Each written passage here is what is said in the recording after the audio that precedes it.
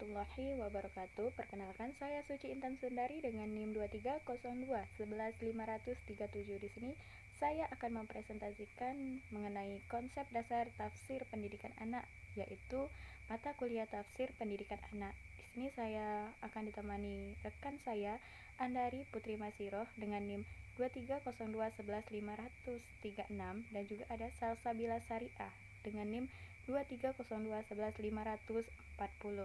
Di sini kami dari kelompok 1.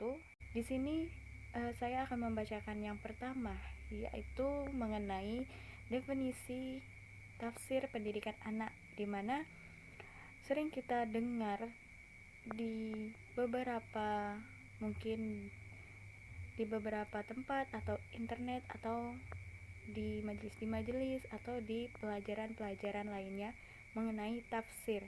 Di sini kita akan cari tahu terlebih dahulu apa sih tafsir, dan di sini saya akan menjelaskan bahwa tafsir itu berasal dari kata Arab, yaitu fassara yufassiru tafsiron, yang berarti menjelaskan. Dan di sini secara istilah tafsir itu adalah ilmu yang menerapkan makna ayat-ayat dari Al-Qur'an. Nah, di sini bukan hanya ayat-ayat Al-Qur'an, tetapi juga hukum serta hikmahnya. Dan juga dalam Islam itu pendidikan dikenal dengan istilah tarbiyah. Seperti saya sendiri, di mana saya sendiri menyandang atau mengambil program studi pendidikan, dan saya ada di Fakultas Tarbiyah. Dan di sini arti tarbiyah itu pengasuhan, itu sesuai fitrah. Dan juga taklim, ada taklim itu pemberian ilmu pengetahuan. Juga ada ta'dib, yaitu penanaman adab dan akhlak. Nah, di sini tafsir pendidikan anak itu adalah kajian untuk memahami ayat-ayat Al-Qur'an yang berkaitan dengan pendidikan anak, meliputi akidah, sikap, ibadah, akhlak, dan juga adab serta psikologis, perkembangan dan kehidupan sosial anak usia dini, terutama di anak-anak usia dini. Dan juga pendekatan tafsir juga meliputi tafsir tarbawi, di mana yaitu termasuk tafsir pendidikan. Tarbawi itu tarbiyah. Juga di sini ada tafsir pendidikan anak dalam Al-Qur'an. Nah, tafsir pendidikan anak dalam Al-Qur'an ini yaitu ayat-ayat Al-Qur'an itu tentang prinsip dan praktik pendidikan anak. Tidak hanya menjelaskan bahasa ayat, tetapi juga menggali pesan, di mana pesannya ada akidah, ibadah, akhlak, dan keterampilan hidup sesuai fitrah mereka. Di sini terjelaskan dalam Quran surah Luqman ayat 12 sampai 19, di mana menegaskan bahwa peran orang tua itu mengajarkan ilmu atau ta'lim dan menanamkan iman, yaitu ta'dib, serta membina ketaatan agama, yaitu termasuk dalam tarbiyah tadi, pendidikan, serta memberikan teladan yang baik, yaitu uswatun hasanah. Baiklah, kemudian akan dilanjutkan oleh rekan saya yang lainnya. Baiklah, saya akan melanjutkan materi yang kedua, yaitu ruang lingkup tafsir pendidikan anak. Adapun ruang lingkup pendidikan anak menurut cara garis besar dibagi menjadi 5, yaitu yang pertama, pendidikan keimanan. Tujuan utama pendidikan Islam adalah mengenalkan anak kepada Allah SWT, yaitu dengan menanamkan tauhid, memahami kewajiban manusia kepadanya, dan menjaga akidah. Hal ini tergambar dalam nasihat Luqman kepada anaknya, "Hai anakku, janganlah kamu mempersekutukan Allah. Sesungguhnya syirik adalah benar-benar kezaliman yang besar." Quran Surah Luqman ayat ke-13. Yang kedua yaitu pendidikan akhlak. Nabi Muhammad SAW diutus untuk menyempurnakan akhlak manusia.